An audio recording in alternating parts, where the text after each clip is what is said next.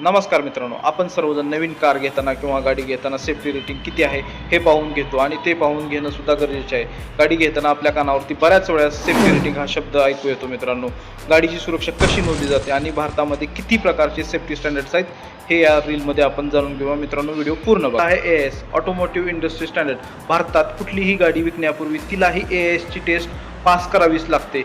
ही taste ARI किंवा ICAT या संस्था सरकारी नियमांनुसार कडक अशी गाडीची टेस्ट करतात. जर यामध्ये गाडी फेल झाली तर ती विकली जाऊ शकत नाही. या टेस्टमध्ये reverse parking sensor, airbag, speed alert, braking system, ABS सारख्या गोष्टी एकदम कडक तपासल्या जातात. दुसरा आहे ग्लोबल NCAP. तुम्ही टाटा, महिंद्रा किंवा बऱ्याच कंपन्यांच्या गाड्यांवरती 5 स्टार सेफ्टी रेटिंग बघितली असेल.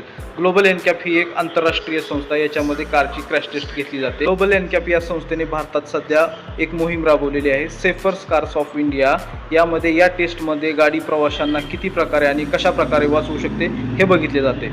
तिसरे स्टँडर्ड्स म्हणजे BNCAP. भारत NCAP ही 2024-25 पासून भारतात क्रॅश टेस्ट घेत आहे. ही क्रॅश टेस्ट सुद्धा ग्लोबल स्टँडर्ड्सप्रमाणेच कडक नियमांनुसार घेतली जाते. याच्यामध्ये फ्रंटल इम्पॅक्ट, साईड इम्पॅक्ट अशा अनेक प्रकारच्या टेस्ट होतात. त्यामुळे मित्रांनो आता आपल्याला परदेशी रेटिंगवरती अवलंबून राहायची गरज नाही. तर मित्रांनो, माहिती आवडल्यास नक्की लाईक करा, शेअर करा. धन्यवाद.